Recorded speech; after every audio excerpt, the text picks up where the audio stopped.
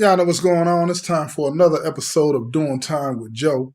I'm your host, Joe Baker. Welcome to Generations of Grit, a tale of turf and legacy.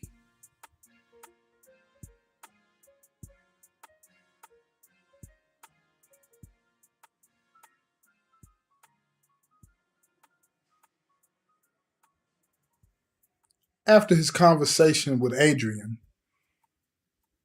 Elijah and Jamal sit down to discuss their next move. They continue to yield a considerable amount of power, though, only because they still had control of the flow of drugs into the neighborhoods throughout the city. The cartels, they continue to do business with them even though they got locked up. Because this is the thing when you're dealing with a cartel and you got those kind of plugs. It doesn't matter if you go to jail. It doesn't matter if you go to prison. If you can maintain all of the control that you need, if you can maintain the distribution of drugs and keep that money flowing in, they'll continue to deal with you. They won't abandon you. They won't go to anybody else. They won't go to your competition. They'll continue to deal with you because they're loyal like that as long as you make them money. That's what they care about. If you can't make them money, then everything's off. All bets are off. So what do you think Adrian is going to do? How can he really protect Marcus? He has no army behind him. We have to move on Malik first. That's what Jamal was saying to his pops. And he says, I'm not sure how he'll protect Marcus, but I do know that he will protect him with his life, said Elijah. But our next move will be against little Malik. We just have to figure out how exactly he's going to make his move, and then we hit him first. That's the only way we can do it. That's the only way the streets is going to respect it. Because when you're doing things like what they're trying to do on either side, it gets tricky. You want the streets to maintain and stay with you. And if you don't, even if you do what it is that you want to do, even if you knock the person off, even if you are able to secure another route, the streets won't respect it, and then they'll come at you. And the last thing you want is the streets turning against you. So this is what Jamal said. He said, okay, Pops, I'm on it. I know exactly who to talk to find out what little Malik is up to. The next day at school, Jack and Marcus ate lunch together. When they were alone, Jack thought about how he was going to tell Marcus that he knew a couple of girls that they could get with if he was interested, And his opportunity came to tell Marcus this a few minutes later when they were leaving the dining room. He leaned over and he told him, said, listen to me, Marcus. You know what I'm saying? They got a couple of girls in the old neighborhood that's interested in getting with us if you want to right now. Marcus was skeptical at what he was saying, because it's like, okay, why would anybody be talking to some other girls for both of them? You know what I'm saying? But at the same time, Marcus didn't want him to think he didn't want to be down with any girls. So he was like, cool. Now, Jack felt bad for lying to Marcus, but he didn't want to ruin the surprise for him and the Ravens, right? Got to keep in mind, remember, he didn't know. So when Jack got home, he called little Malik and told him that he had convinced Marcus to go with him the next week to see some girls in the neighborhood. That was the cover story. Little Malik was pleased with how Jack had handled himself, because he had helped him advance what he was trying to do without anyone knowing that he was behind it. And that's the key to all of this, right? So now he had to make sure that everything else went off without a hitch. So when he sat down with his lieutenant, they went over every detail of the plan. And they decided that they would wait 2 days before the day of the fake party. And then they would call Jack and give him a new address to deliver Marcus to. The address will be one not associated with little Malik or the Ravens. You see, that way, no one will be able to connect them to it. In case someone sees them or something gets out or whatever, he would have plausible deniability. And you need that when you're trying to do something slick and underhanded. You got to have a cover story, y'all. So the new address was going to be an abandoned warehouse close to a rival gang's territory. And they would hold Marcus there as a hostage. And eventually, they were going to kill him to send a message to Elijah that it's a new day. Because little Malik wanted that spot. He didn't want Jamal to have it. He didn't want Marcus to have it. He wanted it. And he wanted the plugs that came with it. He wanted the connections that came with it. Because if he was not able to satisfy and keep everybody well fed, pockets fat, then he would have no power over them. He would have no control over them. And then what is it? It's nothing. That's the key to having an organization. You got to be able to feed the people. And if he didn't do that, and he didn't do it the right way, it would cause a full-scale war, and he knew he couldn't win that. He didn't have the numbers to go up against Elijah and Jamal. He did not. Now, back at the prison, Jamal had reached out to his contact back in the old neighborhood. His name was Jimmy. And when Jamal wanted to know something that was going on in the hood, Jimmy was who he went to. He had an ear for everything. He was one of those types of dudes. You know how everybody got one of those types of dudes in the neighborhood, somebody that knows everything? This is Jimmy. Jimmy was better than the local newspaper. So Jimmy told Jamal that he had heard some things about what Little Malik was up to, and he was planning something big, but he wasn't sure, but it had something to do with Marcus. And that he would try to find out more details. But what he knew right now was that it involved somebody at the school with Marcus. That was all Jamal needed to hear. That's all he needed to hear. Because he knew if he could find out who it was at the school that was trying to help Little Malik, then they could get that person and find out what was going on. But they had to find out who that was. Now, Jamal and Elijah, they called Marcus on the phone. "What's up, Pops?" said Marcus. "Why are you calling me on this phone? You normally don't call until the weekend." Because, they had numbers that they could call, different phones that they used because, again, like you say, the feds would probably be listening to these guys because they were still in rotation. Everybody knows how it goes. So he said, "What's up, son? I got your grandfather on the line, too." I said, "Hey, granddaddy, what's up?" Now, you got to remember, these to Marcus, Jamal, and Elijah were just his pops and granddaddy. So him saying, "What's up, pops," and "What's up, granddaddy," that was normal to him. Yeah, of course he knew who they were in the streets, but to him, it's his family. So Elijah said, "Hey, son, me and your dad have something very important to talk to you about." And it was serious. They wanted to make sure he was paying attention. And Jamal chimes back in. He said, "Son, there's some things going on that you don't know about that could affect you and your mother that we need to discuss with you. And we're going to ask you some questions. We need you to tell us what's going on." So Marcus sat in silence and listened to them explain what was going on with Lil Malik and how he was in danger. Surprisingly, he wasn't afraid at all, or at least he didn't show it anyway. He said, "Okay, Pops, tell me what I need to do. Before we get to that, I need you to tell me who you've been hanging around with, who you got as a friend." And he said, "Nobody, except for my friend Jack. But Jack is a wannabe.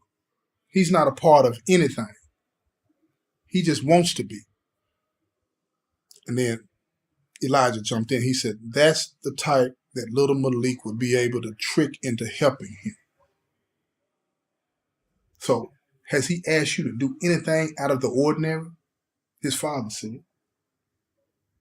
"Yeah, he told me the other day that a couple of females back in the old neighborhood wanted to get with us. And we were going to go see them this weekend." Elijah and Jamal looked at each other. That's it. That's when he sends the message, they thought. This is what it's going to be. So they said, "Do you know these girls?" "No. I didn't even ask him what their names were." Now Elijah and Jamal laughed and said, You're just like a teenager. You're thinking with the wrong head." But actually, it wasn't even that at all. Marcus just didn't want Jack to think that he didn't want to hang out. So he told him, yeah, but he was skeptical about the whole thing. So Marcus said, what do I do now? And then Elijah told him, said, look, don't let on to your friend that you know anything. Just keep doing what you're doing. And then he's like, I'm certain that he doesn't know anything. They're not going to tell him the whole blueprint. In fact, they're probably going to kill him once they have you. So you just keep doing what you're doing. Don't tip them off at all, because that would mess everything up. We got to take care of this. You understand what I'm saying, son? And he's like, yeah, I understand, Granddad. So they got off the phone with him. Now, Elijah called Adrian. Now, Adrian, this is the go-to guy. He said, what's up, brother? 2 calls in 1 week? You must be really worried. Elijah said, yeah, I found out how Lil Malik is going to take care of his business and make his moves. Oh, yeah? Tell me about that. He said, well, he's using some wannabe that goes to the same school with Marcus. His name is Jack. Elijah explained everything to Adrian, just like it was told to him by Jack and Marcus. Now Adrian has something to go on. He assured Elijah that everything was going to be okay. And then he got off the telephone. Man. What's my next move? Adrian thought. I can't go back to that lifestyle. Not even for Elijah. But I can't just sit by and do nothing. After much contemplation, he called this cop that he had built a rapport with named Jenkins. Well, he decided to call the cop. This dude here, he was from the old neighborhood. And Adrian met him one night when he was still with the Ravens, while he was waiting to be bailed out on some trumped-up aggravated assault charges that ultimately got dismissed because the witnesses and victims didn't show up to court, as they normally didn't do. Over the years, he had invited Jenkins to talk to the guys at the community center, about staying off the streets, trying to build that rapport between the community and the cops. So he picked up the card and he dialed the number. Officer Jenkins, the voice on the other end, said, now listen, Adrian, even though he was out of the way and out of rotation, he couldn't do it. So when he heard Officer Jenkins' voice, he hung up the phone. He said, I can't call the police. I have to find a way to handle this myself, he said. Now, 2 days before this fake party, Lil Malik called Jack and told him that there had been a change of plans because so many people were going to turn out for this party to honor Elijah that they had to find a bigger place. And he gave Jack this new address right on the edge of town, right in another gang's territory. And he told him, he said, don't be late. Then he hung up the phone. Now listen to me now. Jack may have been a wannabe, but he knew the history of the Ravens like the back of his hand. And now this address that Lil Malik had given him was right on the edge of another gang's territory. He knew this. And he knew that they would never agree to let the Ravens come over there and have a party. Never agree to that. So he said, what's going on? Now he was starting to question everything that he had been told. I'm not sure what's going on, but I got to tell Marcus, he thought. I got to tell him the truth about what's going on because something don't feel right here. Now, he didn't know what was going on, but he had to come clean. So the next day at school, one day before he was supposed to tell Marcus about the surprise and get him to the area, he tells Marcus what's been going on about the girls and the date. He comes clean about everything. And Marcus said, look here. I need you to come with me. He said, come with me where? Where do you want me to go? He said, I need you to repeat everything you just told me to my pops and my granddad. Now listen to me now. This is a wannabe. This is a gangster wannabe. Now, He's finna have an opportunity to talk to the head of the Ravens and the number 2 of the Ravens. This is his opportunity. So Jack jumped out of his seat, shouting excitedly, I'm going to be talking to who? What? He started frantically pacing back and forth in front of Marcus. He then grabbed his backpack and said, let's go. I'm with it. So on the way to Marcus's house, he kept glancing at Jack. He was excited to be able to talk to Marcus's father and grandfather, you know? Marcus didn't get it, but to Jack, this was a highlight for him. He was about to talk to the head of the Ravens. This was blowing him away. And when they got to the house, Jack was awestruck at the size of the house, the bodyguards standing at the entrance, all of that. This is how gangsters live, he thought. But to Marcus, this was just his home. Marcus introduced Jack to his mother, then took Jack to his room upstairs. Marcus took his phone out and called his pops. On the second ring, he answered. What's up, son? Said Jamal. Hey, pops, said Marcus. I got somebody you need to talk to. So Jamal said, who is it? It's Jack. Marcus could hear Jamal telling somebody to go get Elijah. Tell him to come in. He needed him for a second. So he said, hold up a second. You know what I'm saying? I got to get your grandfather in here. He said, have you said anything to him about what we talked to you about? No. He came to me about this. Plus, there's something else you need to hear. Okay. Go ahead and put the phone on intercom so we all can hear each other. So Marcus set the phone down on the dresser. Then he introduced Jack. Pops, Granddaddy, this is Jack, the friend I was telling you about. So in this raspy voice, old school, how the old schools talk, right? Elijah said, hello, young man. I hear you got something to tell us. All mafioso. And Jack is blown away. He couldn't say a word. He was speechless. So Elijah said, hello?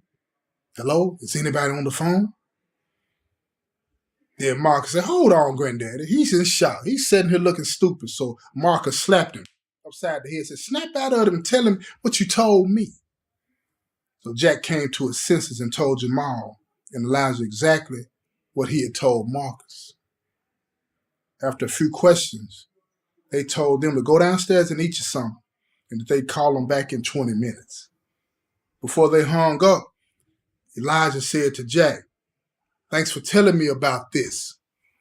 And if there's anything I can ever do for you, don't hesitate to ask. Jack went speechless again. Then click, the phone hung up.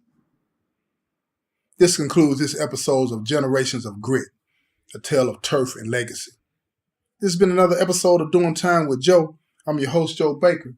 Peace, y'all.